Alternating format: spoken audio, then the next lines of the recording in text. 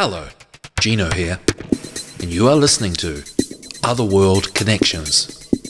We live in a critical time where now, more than ever, angels and fairies, hidden forces, are bursting at the seams of the veil to work with us. They want to see us change in order to save the world and live in service to others. So join me on a journey to empowerment and enlightenment with an angelic angle and a fairy focus, looking into ways to improve our current situation, morality, archetypes, solutions for self-healing, and spiritual sciences in light of theosophy and other occult traditions.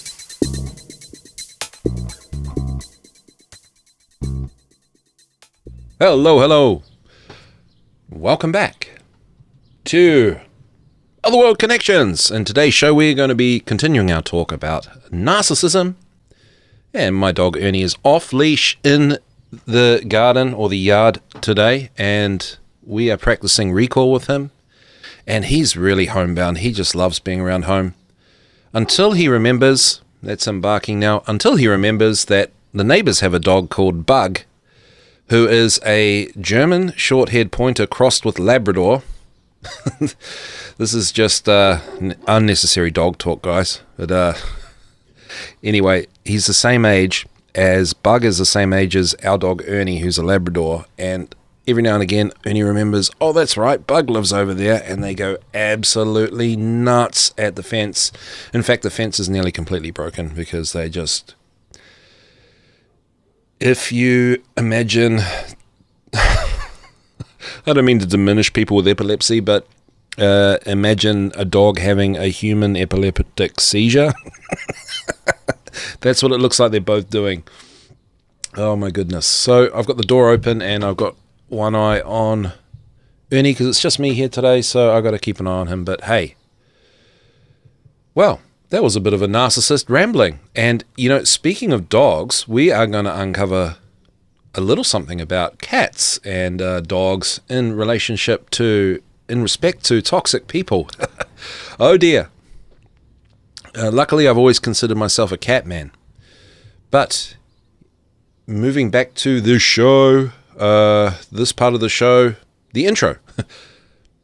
Just a reminder that you can find the link to anything I read or refer to during the show in the description of this episode once it's published on my website, thesecretkindergarten.com, and of course on all my channels on YouTube, otherworldconnections.substack.com, Odyssey, Rumble, and on the main podcast platforms. And I will say there's the Element chat room, which you can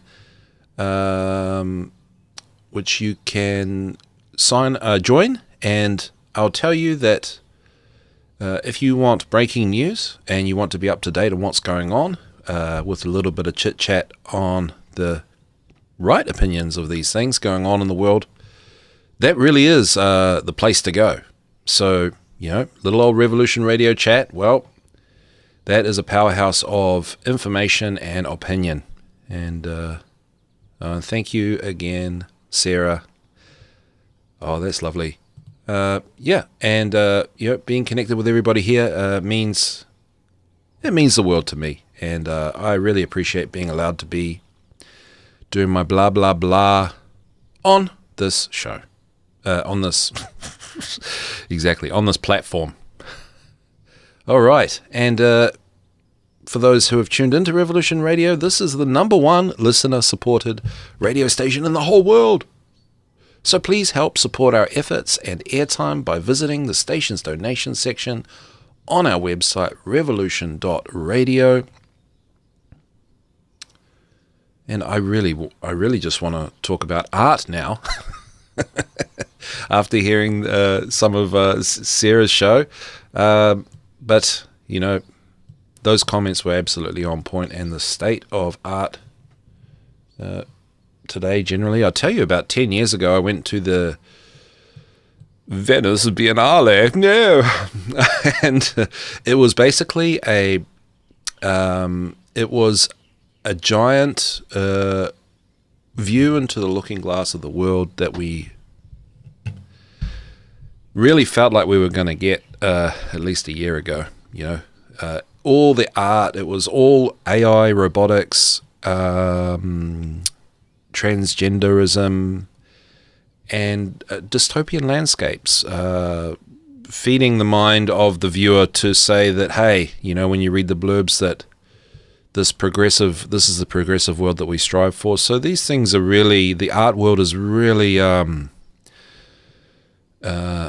is probably more manipulated and controlled than, this is just my opinion, than anything else, because the artwork stands on its own with some writing, and I guess what I mean, like, the people pulling the strings, I think, really get to just get their hands dirty in that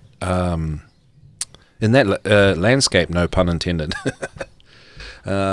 Because when you think about films and actors and music and all that sort of thing, well, these people have to put their face to it. Not that artists don't, but you know what I mean. They're on film, and it becomes contentious about how controlled these people are. But with art, it's if you fit an agenda, then you fit the bill. And I worked at a very well-known auction house, just as a mover of things, just like a dog's body, right?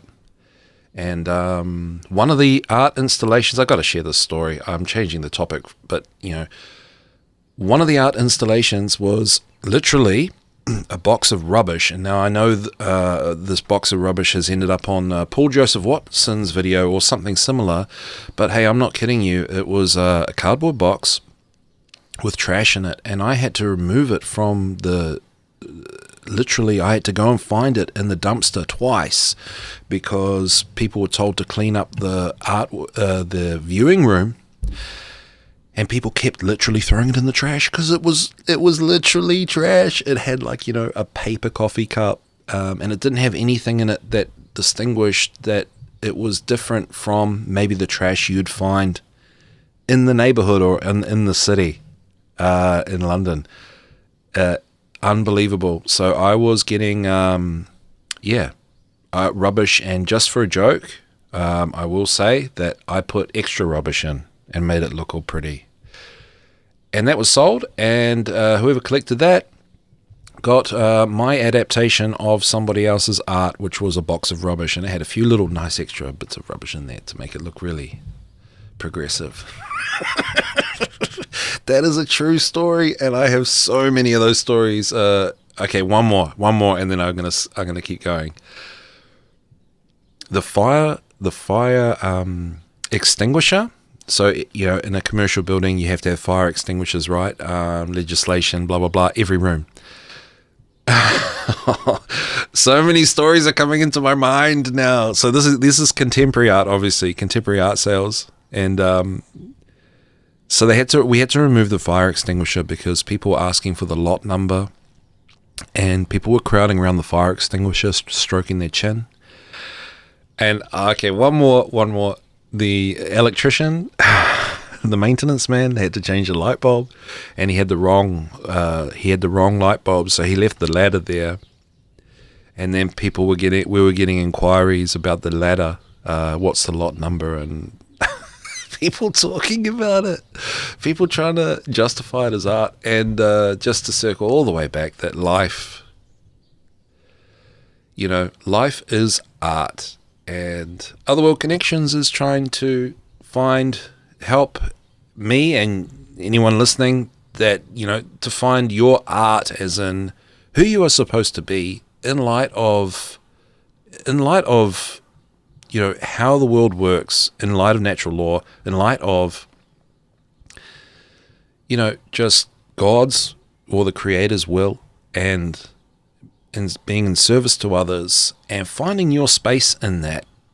And your space in that does involve possibly actual art and creation and being yourself, and all of those things can happen at the same time. So that's what we're trying to figure out here. But we've got to watch out for narcissists, because we live in a narcissistic world, basically. And so this shows for that, and I am a touchy-feely, sensitive to narcissist kind of guy, and I don't want to give power to that, but I have learned a few things, and a lot of the solutions are quite difficult, but I would say if you're not going to listen to the rest of the show, just work on yourself, work on your physicality and your health, and try your best to spend as much time for yourself.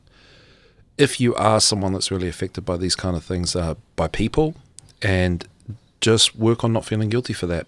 EFT tapping with Brad on YouTube is really, really good. Okay, so let's have a look at, we're going to do 10 minutes of looking at Professor Sam, oh my gosh, I am really stammering, Sam Vaknin. Professor Sam Vaknin, who is an expert on narcissism and the dark triad personality types. He is a self-proclaimed narcissist. Sounds like an oxymoron there. No, what's the opposite of oxymoron? Anyway, Narcissism, book of quotes, a selection of quotes. Now, how's this for narcissism? All the quotes are from his own books. They're not from anywhere else. I just thought that's so funny.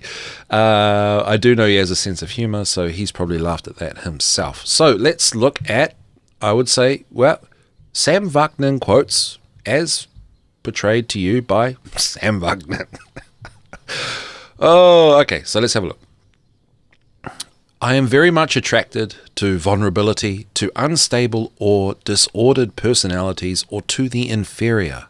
Such people constitute more secure sources of better quality narcissistic supply. The inferior offer adulation. The mentally disturbed, the traumatized, the abused become dependent and addicted to me. The vulnerable can be easily and economically manipulated without fear of repercussions. Frightening, scary stuff that there are many people in the world that, and many people in your life that think this way before they think of anything else.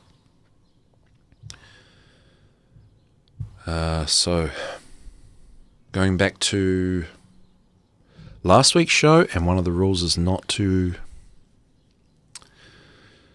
something along the lines of don't complain, don't show your vulnerabilities or your weaknesses. So you have to be strong to get by and to protect yourself from these people.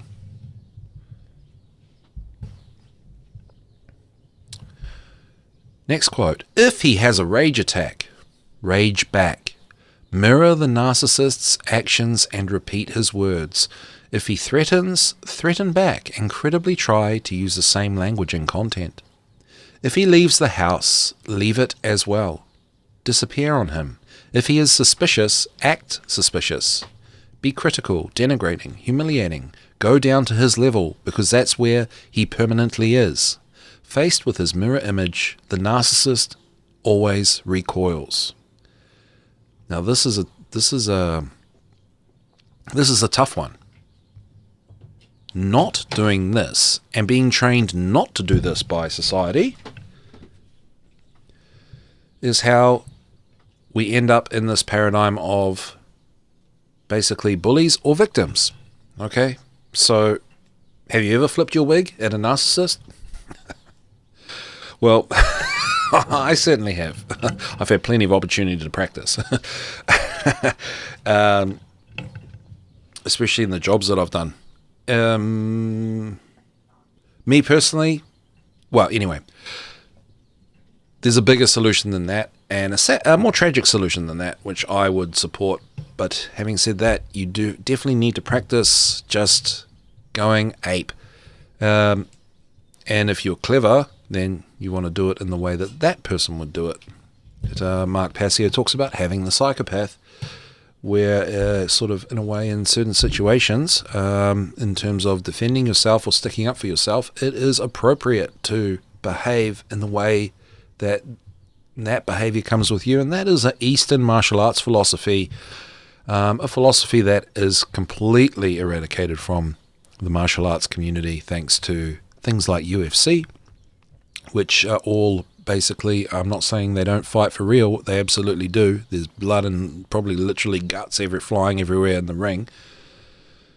But Nobody started anything. It's just drama, drama, drama. Remember that Conor McGregor beating the crap out of that bus, load of people?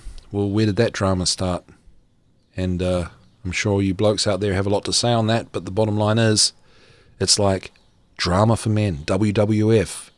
It's all posturing, and everybody's out to look cool, and there's no objective to that other than trying to look like the top dog. And my point is that all the way back when martial arts really had a more robust meaning and place in society, because it was very serious business, with, I don't know, defending territories and stuff like that. But the point is, and having a just and fair society is basically, it is really an eye for an eye. And you don't have to do that over petty little things, but just remember that, Sam Vaknin's advice is fair, and, you can use this if you have it in you. Okay, next quote. The other coping strategy is to give up on him, abandon him, and go about reconstructing your own life. Very few people deserve the kind of investment that is an absolute prerequisite to living with a narcissist.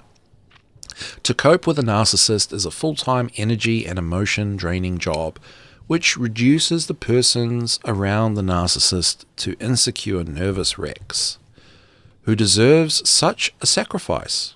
No one, to my mind, not even the most brilliant, charming, breathtaking, suave narcissist.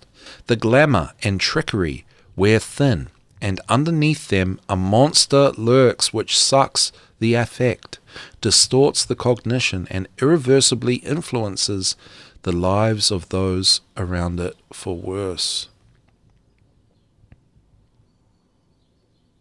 Next quote. Narcissists are incorrigibly and notoriously difficult to change. Thus, trying to change them is doomed to failure. You should either accept them as they are or avoid them altogether. If one accepts the narcissist as he is, one should cater to his needs. His needs are part of what he is. Would you have ignored a physical handicap? Would you not have assisted a quadriplegic? The narcissist is an emotional invalid. He needs constant adulation. He cannot help it. So if one chooses to accept him, it is a package deal, all his needs included. And I'm just going to say it, that, I was kind of raised to accept these type of people because we happen to be around a lot of these people, and it's all like, it's not obviously the worst thing, right? But in my opinion, it's definitely not good, okay? And I feel really strongly about this. But anyway, so I was, I was raised to adulate and, be the thing that certain people needed to cover up, just to patch holes in the family dynamic and in the extended family dynamic and all that sort of thing. And so that made me an echoist, or what the doctor described as self-defeating personality disorder. So I don't subscribe to any of that anymore, of course, but I am, this is all really, really important to me. I'm definitely touchy on this subject, and I'm definitely touchy on the triggers and the red flags that are out there. And I just don't want people to end up, and then when I was doing my teaching, I just don't want people, I just want this bully victim thing to end. I just want it, like, that's what, and I want it to end at the early childhood stage. I want it to be nipped in the bud there, because that's the best place for it. And that's my art. Well, that's where my life, that's my dharma. That's what I've chosen it to be. And that's what it is. So that's why we're talking about narcissism today, and that's why I'm doing all the things that I do. So, the narcissist is never whole without an adoring, submissive, available, self-denigrating partner or, person in the workplace or in life, in the community, in the home, His very sense of superiority, indeed his false self, depends on it. Okay, one more. If there is anything that can be safely said about those who emotionally team up with narcissists, it's that they are overtly and overly dependent. The partner doesn't know what to do, and this is only too natural in the mayhem that is the relationship with the narcissist. But the typical partner also does not know what she wants, and to a large extent, who she is and what she wants to become. And this is the tragic thing. Oftentimes, these people have to take responsibility for that when they have to, because it's their life and it's their problem. And the reason they are that is because of narcissistic people. So oftentimes they started it. The narcissist started it. The narcissist created this. Okay? Cause and effect. It's a natural law principle for a reason. These things come from somewhere. So I'm also, really energized on the people that aren't narcissists but have had to deal with that because of the task that you have to do, the job that you have in your life to find who you are, what you should be, and make that space. Be happy and excited that you're on that side of the fence. Be happy and be excited that you are on that side of the fence, because you're the one that has the skills to change and to create the world that we do want to see. And you're the one that's got the possibility to envision that too. So you've got all the power in that sense. So just remember that. It's a bit of a therapy session here today, isn't it? Okay. We can't talk about narcissism without looking at the work of Thomas Sheridan. Say no more. I'm going to play, you know what? I'm going to play, just to lighten the load a bit, A Cat Can Save Your Life. And this is a little clip from Thomas Sheridan on Inside the Eye with Fetch. And you can listen to Fetch's show on Studio A, Saturdays, 11 a.m., I believe.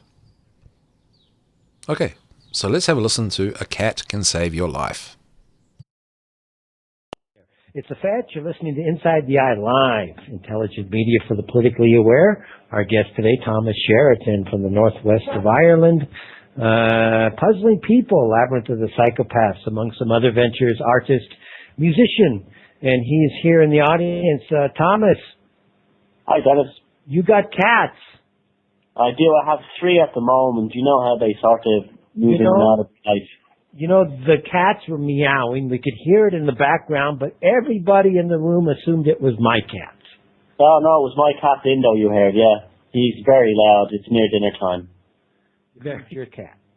Yeah, I think it's the next break. They also love the attention, too, on the radio. They want, what cats are like. They have to be part of the action. I have a friend, and I would qualify him as a psychopath, and the funny thing is he hates cats and vice versa. And you have a fun story about that. Well, that's a very common story, believe it or not, with people who have cats. Cats do not like psychopaths. I think it's because they see them as a rival predator or something like that. They don't see, when a cat encounters a psychopath, the reaction is also usually very instinctually visceral. They won't go near them. They see them as a danger, which they are. I run a message board, psychopathfree.com, which deals with people who have been recovering from psychopathic relationships, and there's a very common story comes true over and over again. Most of the people that are most badly affected by psychopaths tend to be cat lovers, and psychopaths themselves if they have a pet, it's always for show to make them look like, caring and stuff like that. It's always a dog. Now, nothing wrong with dogs, but dogs have unconditional love, so they will unconditionally love a psychopath, where a cat won't. So it's very interesting. I've heard that story many, many times. So, that's probably why the Egyptians kept cats in their houses and revered them so well. There's a good way of stopping the psychopaths. Yeah, literally, I find that too, as if, when you watch your guests, if you have cats and you watch the cats, and actually you can watch the guests, especially if they're new to the house. Here in Jordan, you have to do, in Amman, you have to do a lot of entertaining. It's part of the culture. As people come into the house and you're entertaining these people, watching how the cats react to those people, and vice versa, kind of lets you know who to do business with and who not to do business with. Yes, they are the ultimate early warning system of, they actually function as a secondary intuition for us if we're clever enough. Yeah. All right, go cats. So good. And my cat, when we were living in South Auckland, we were next to, it was basically a crack den. These tweakers, it's meth. My cat would know on the knock of the door whether that person was, good or a red flag. When the neighbors or the meth users would knock on the door, my cat would hiss. So yeah, an early warning sign. That is for sure. It's kind of disappointing when she is hostile with,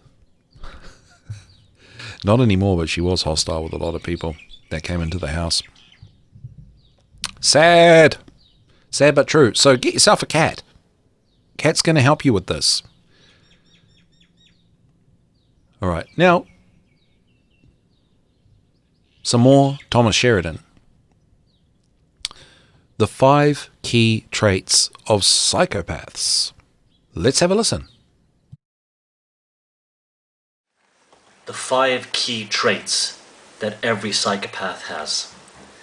Now, I've identified, and it's been generally acknowledged, both in clinical studies, in research, and through people's personal experience and testimonies, that psychopaths have about a cluster of, or a constellation of traits of about 30 to 35 traits that they all seem to have to a varying degree.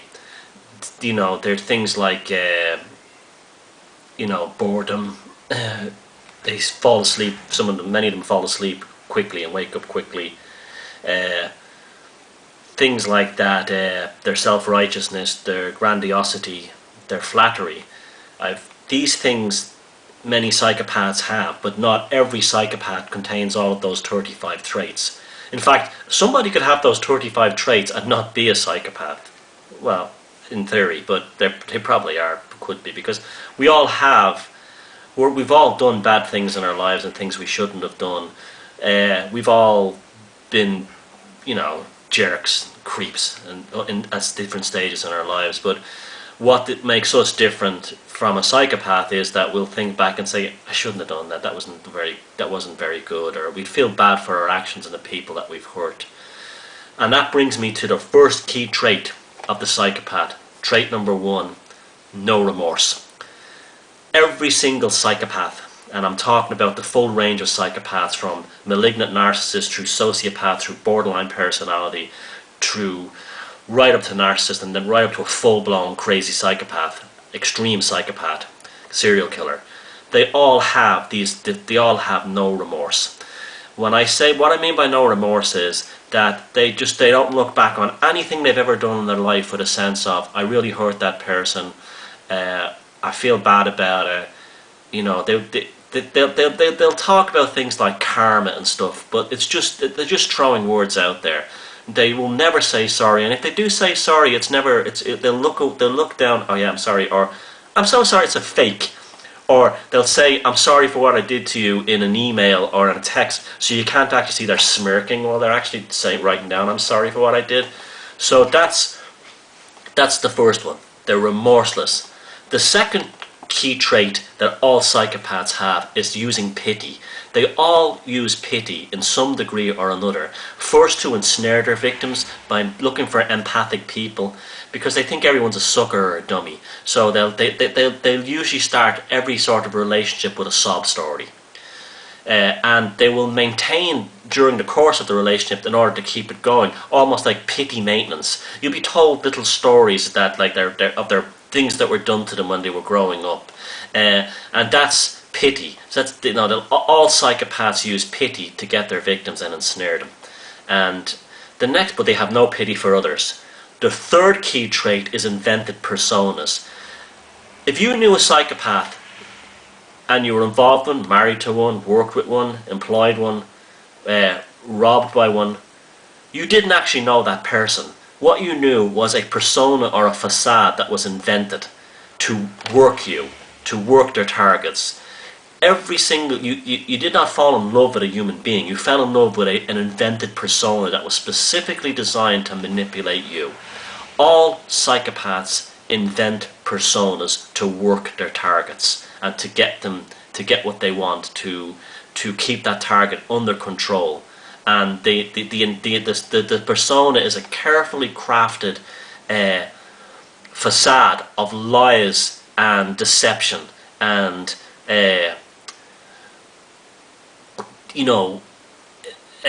theatre that isn't a real human being in there. That's why a lot of people in the acting profession will often have told me that they've encountered lots of psychopaths, because they're actually learning their personas through the actual craft of acting.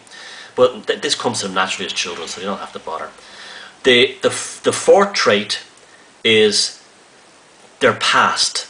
You cannot get to the truth of any psychopath's past. The timelines conflict. There's no photographs of them when they were supposed to be in a certain place at a certain time or married to a certain person. Their resumes don't make sense, or they don't add up. And this is how people start to get wise to them, because they all leave a messy trail behind them that eventually catches up with them. This is ultimately why all psychopaths are doomed to failure, because their past is always vague, and you never, and it's all, even if you trust the person, the psychopath, you're always, when you're back in, how come I've never seen a photograph of this person in their 20s or 30s, or how come they said they were doing this when I know they were doing something else, or they'll always say, like, they'll have these weird stories. I was born in this place, I grew up in that place, I lived here for a while. A mixture of different races or different religious and ethnic groups. Their pasts never make any sense, and they'll always deflect from them. Okay, that's that they'll deflect the topic, the subject, when you try to talk about their pasts. So that's the fourth one. And finally, the fifth one, and this is one that you should really be looking out for. All psychopaths, like the previous four traits, have this trait as well. High levels of the hormone of testosterone. All psychopaths, male psychopaths and female psychopaths, have high levels of testosterone.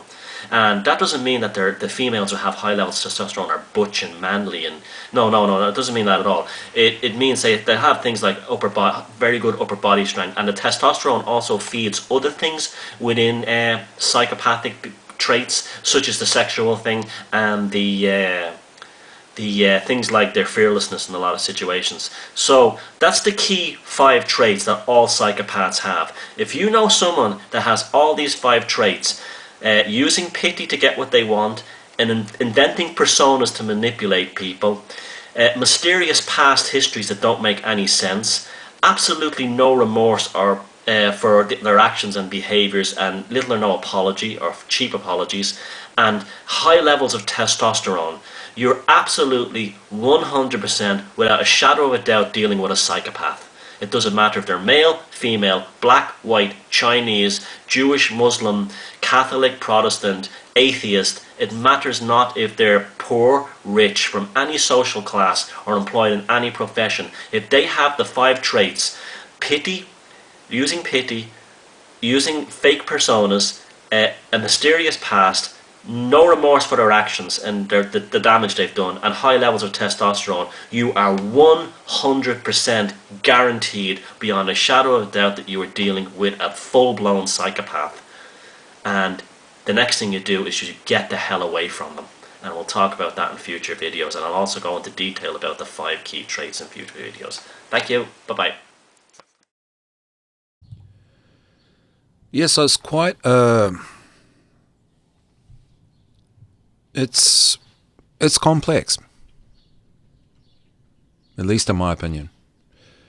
I don't think I don't think you can walk around with those 5 traits in mind and assess everybody in the first 30 seconds. Maybe that's what we have to do. Maybe that's maybe that's the effort we've got to put in learning about it. But I think it's definitely important not to worry too much about it, and then, as Thomas Sheridan says there, to get away from them. Okay, so maybe it takes a little bit of time to figure out, and by then there's already a relationship or a connection there. Yeah, so we are going to look at one more little clip from Thomas Sheridan called "No Contact Ever Again." So this explains the no contact, and in my opinion, for people that are deep in this, on the other side of the fence, having to deal with a narcissist or a psychopath, in my opinion, and tragically, this is the best. This is the best option.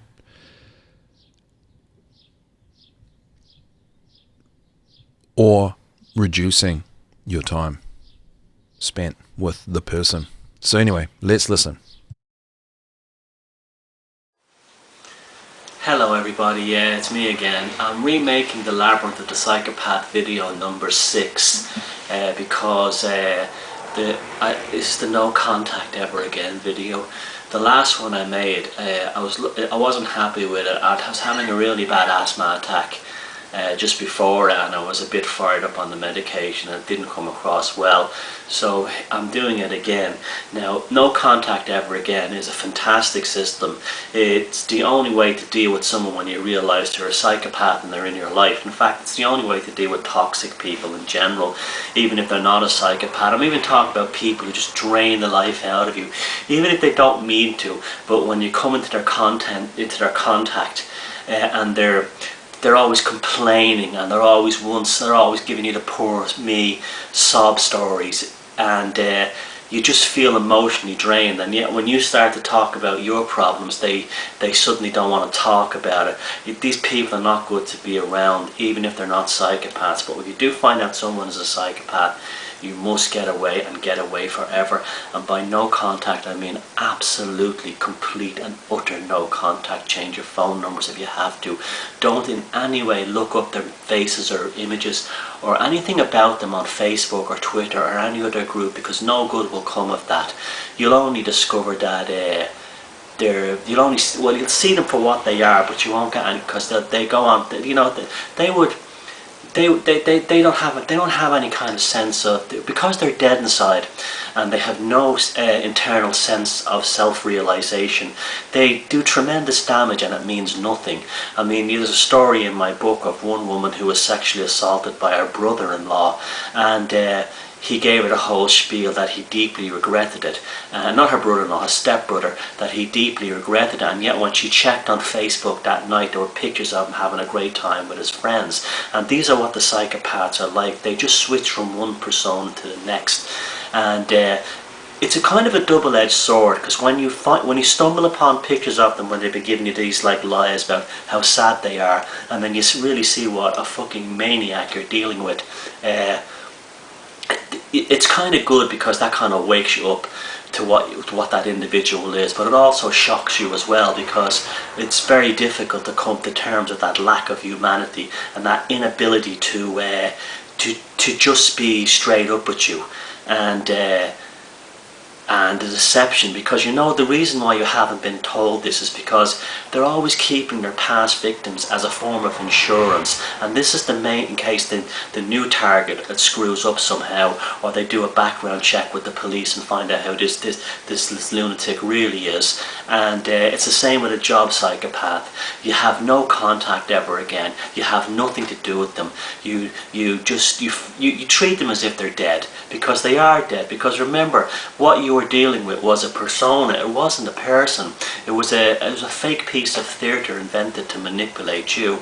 And when they switch that off, they've committed persona suicide. So therefore, you play the game to the full degree, and you completely kill them off, because in your mind they no longer exist. They never existed to begin with. It was none of that stuff was real. And it's the same with all of them.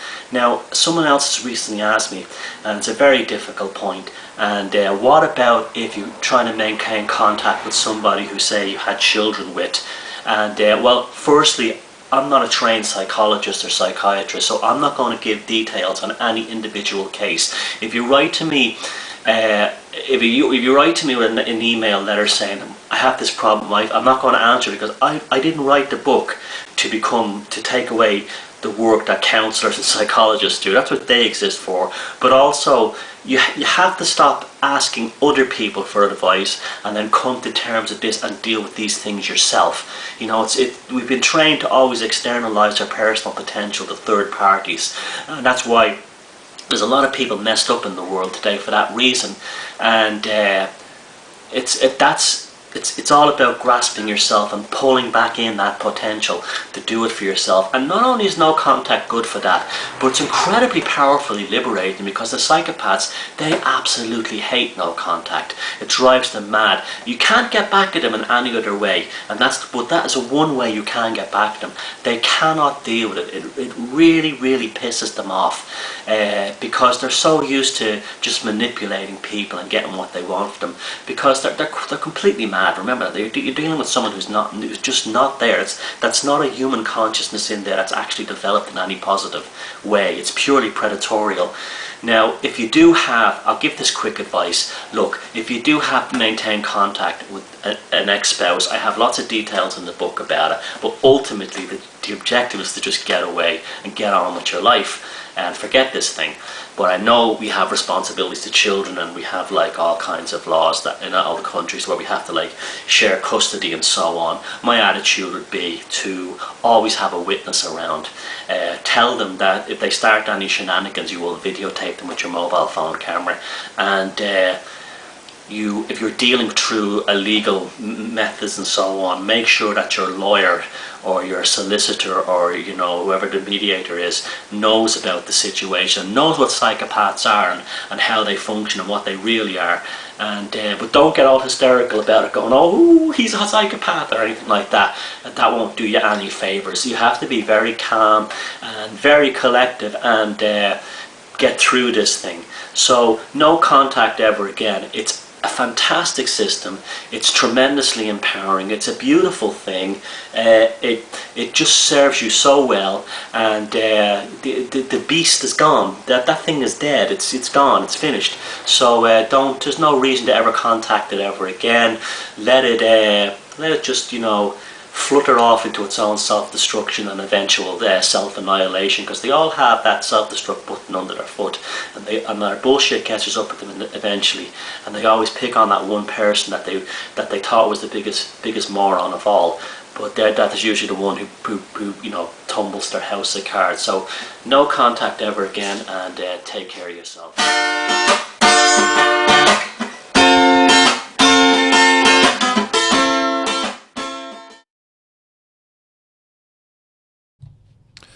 So yeah, no contact. Well, that lines up with a strategy for success, which is, working on yourself, spending time alone, and working on your goals and what you want to be, what you want to achieve, which is portrayed as selfish on the other side of the fence, the world of the victim, or the echoist.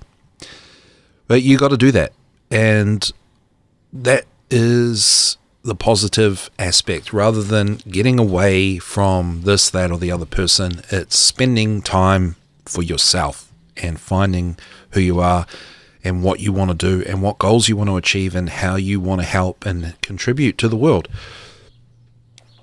And these kind of people prevent you from doing that.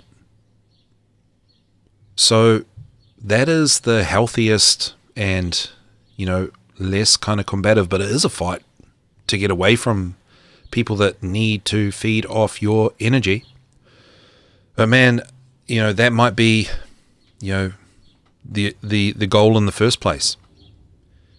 And then as you get more of a sense of yourself and stronger and more resilient on whatever it is you need to work on for yourself, then you are more able to protect yourself from the ill effects of these kind of people.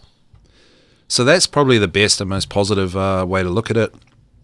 And that's in line with goal setting and achieving goals and being, making something of yourself.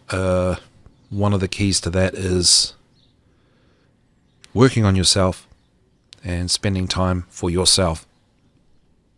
Simple as that. So that's a pretty cool way to look at it. For me, it was about moving cities. Moving out of the city and into a small town. And I will say about psychotherapy is, psychotherapy, there is a little bit of a bully-victim dynamic. Whether it's intentional or not, it depends on, I guess, who the therapist is, and it depends on how it's all treated. But I will say that, one of the rules of protecting yourself against narcissism is to not be vulnerable, to not show your weaknesses and your problems and your issues. And what do you do when you go to a therapist? You go there with your problems and your issues to share. Now, that's meant to be a safe space, sure. And, I'm not saying that the therapist is narcissistic, but going back to Otherworld Connections is one of the things we are to do to promote ourselves and to succeed and to be healthy and well and flourish and, be a true human and all that sort of thing, is to not complain, right? So I'm not saying don't go to therapy, but I'm saying you want to keep that in mind for sure. Because also when you go to psychotherapy, nothing's off the table. Everything's on the table. So you could use therapy as a way to practice more positive aspects. You could go to therapy to fake it till you make it. Does that make sense? To be positive. So yeah. Anyway, moving along. Where are we now? Ernie has my sock. How did you get that? And he wants to play, so this is going to be dangerous. I've got to move this cable. Hey, go to your place. Oh gosh. I'm in trouble here. Okay, so what was the last thing we're going to look at? Oh, a few minutes left. Okay, Snakes in Suits. When Psychopaths Go to Work by Robert D. Hare. Now, Robert D. Hare is an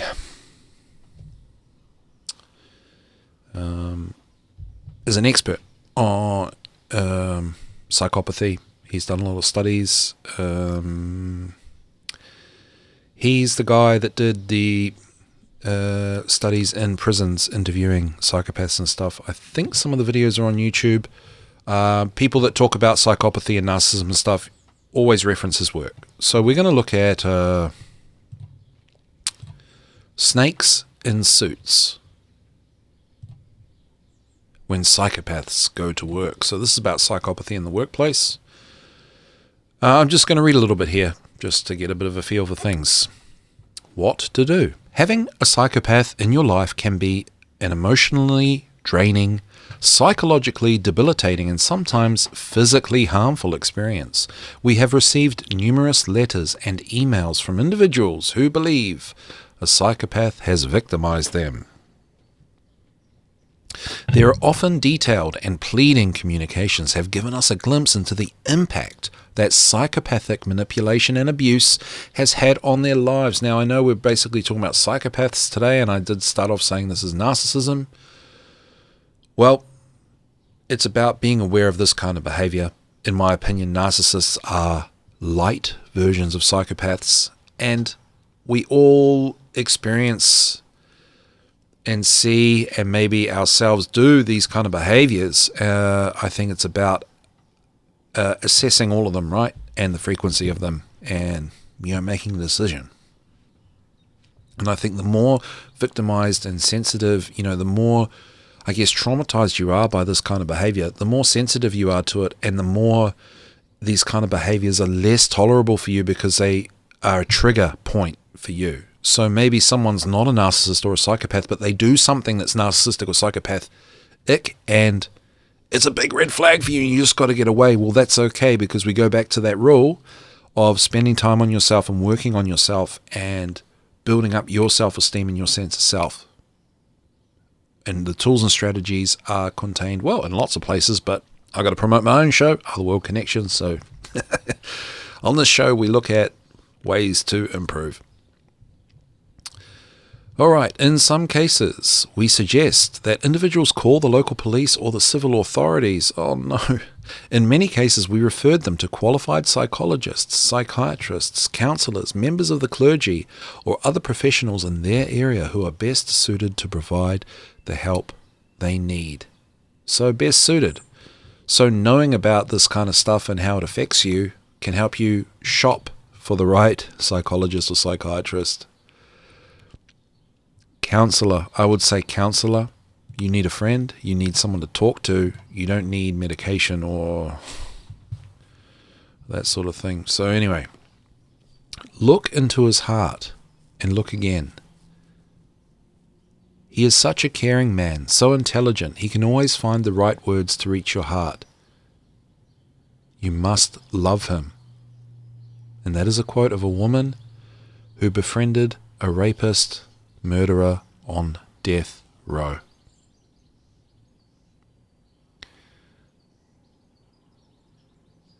I've lied all my life, but I'm not lying now. Defendant in a fraud trial.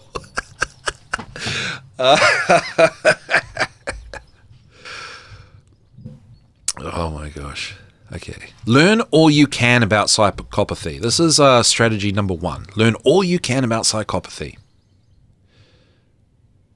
The best defense against psychopathic manipulation is to learn all you can about psychopaths and their nature.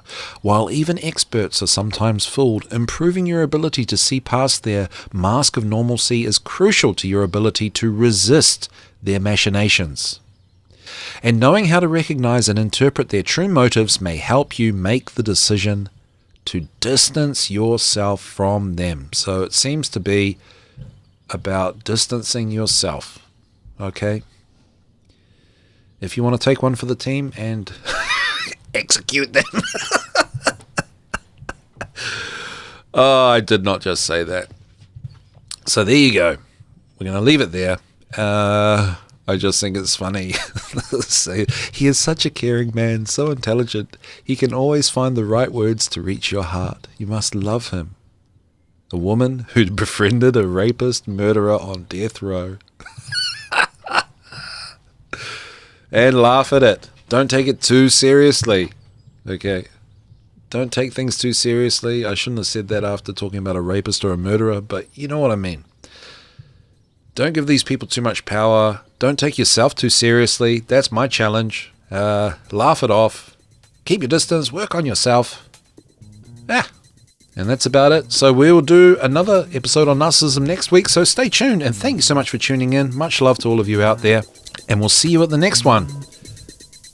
And coming up, stay tuned for the brighter side of humanity, the loving side of humanity. We've got conversations with Eagle Flower, and we'll hear some nice stories of the human condition and lovely, kind acts, and then some. So stay tuned. Much love, everyone. See you guys. Bye.